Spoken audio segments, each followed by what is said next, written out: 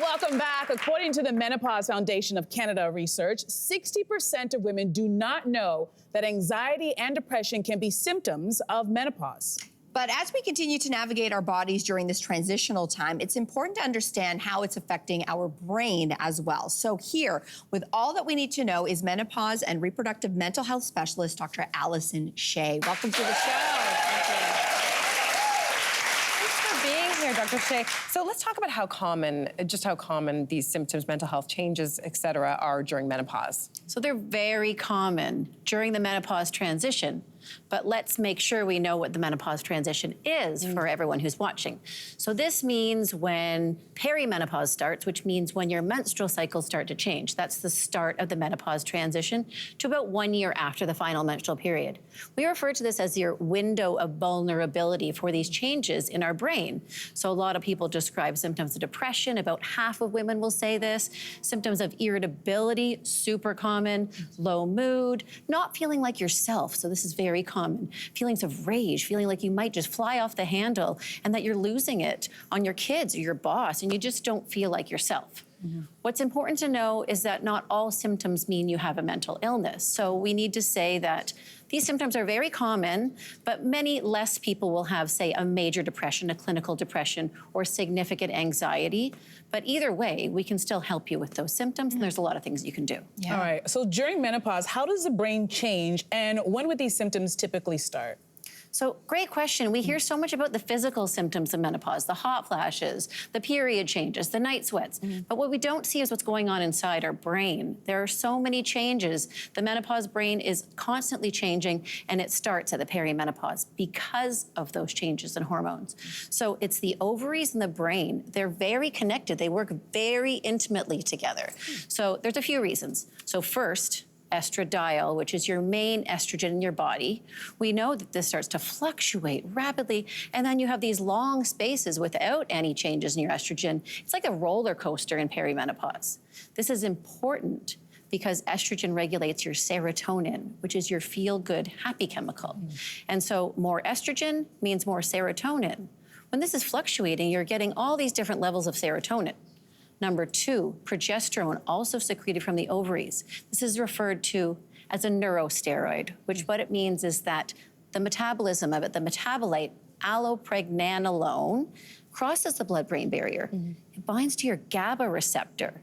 This is the place which is a calming neurotransmitter in your brain. Same place where Ativan, Valium would bind to. But you have this loss of this progesterone breakdown product that goes down, and you get a loss of that, like kind of natural Ativan or Valium, this loss of this calming hormone. So you're gonna feel a bit more frazzled. Third, estrogen receptors are everywhere in your brain. Okay, we know that they're in the amygdala, super important for regulation of the emotions, also in your prefrontal cortex. So this is the part of the brain that's gonna tell you to not respond. Gonna have that break, okay? And so somebody says something at work that might make you feel a little bit mad. You can bite your tongue. When that's not working as well, that prefrontal cortex, you might snap. People come in and they say, I think I'm gonna lose my job. I just lost it on my boss. I lost it on my coworker. I'm yelling at my kids, but I felt bad right away. Like, this isn't me. What's going on? Like, I don't feel like myself. I don't feel like it's my normal brain. Oh, you're speaking our language right now. Can a pre-existing mental condition get worse in the menopause transition?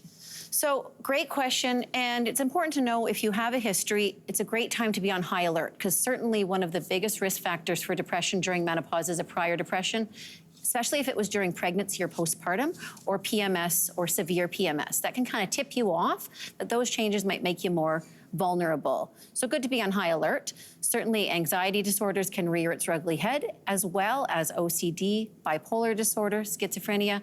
I have many women in my practice who were stable on their bipolar medication for 10, 15 years. Their cycles start to change, and all of a sudden they feel like they're dipping into a depression or starting to get symptoms of mania.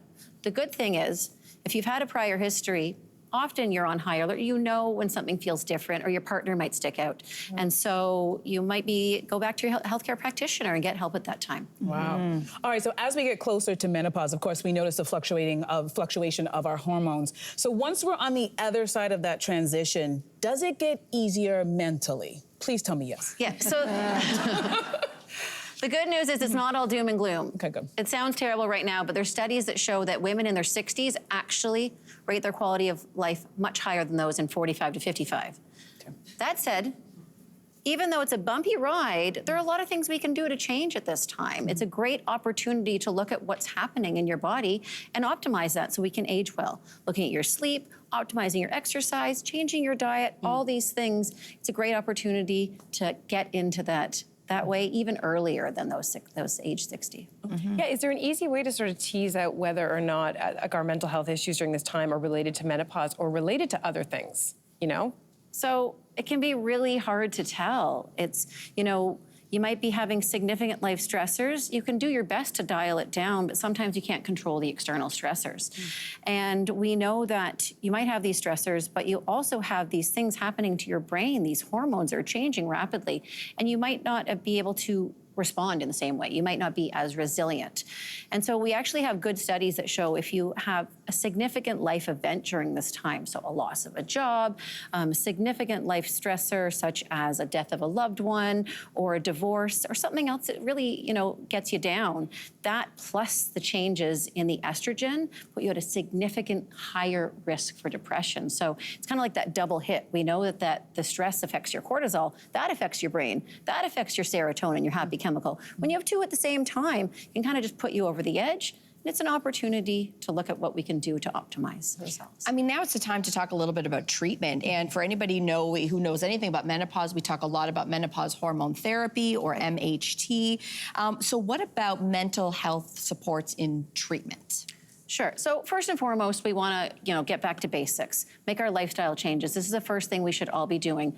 Optimizing our sleep. Our sleep quality becomes worse in peri and postmenopause if we don't pay attention. We're more susceptible to the effects of alcohol in our sleep. It's a great opportunity to optimize exercise. Exercise improves symptoms of depression. We know that. And to change our diet, getting rid of processed food, sugar food. The Mediterranean diet has positive effects on depression symptoms for some people. Some people have different diets that might work better for them. Starting with that. But that doesn't always cut it. So if that does not cut it, then it's time to go to your doctor and talk about what options might help your symptoms. So certainly first-line treatment therapies for depression and anxiety still apply. So psychotherapy, talk therapy, super important.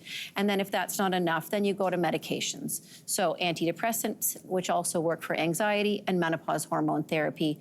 The good news is menopause hormone therapy can work as well as antidepressants in the perimenopause, and we have good studies to show that. So that might be the right treatment for you.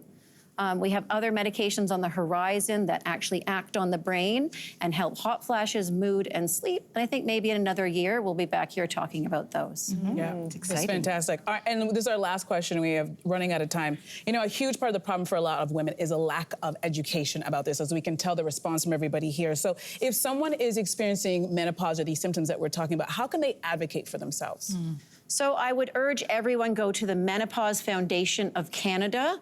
This is a patient-led advocacy group, and they have a specific tab about resources to talk to your healthcare provider.